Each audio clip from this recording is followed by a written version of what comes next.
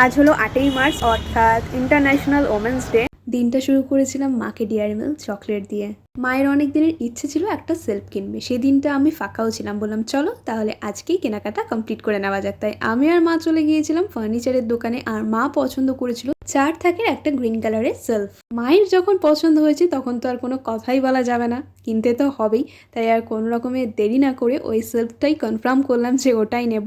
আর এই হচ্ছে আমার মায়ের 4 থাকের সেলফ। সেলফটা কিন্তু ভীষণ হার্ডি এবং সুন্দর ছিল দেখতে। এটার দাম নিয়েছে 2500 টাকা।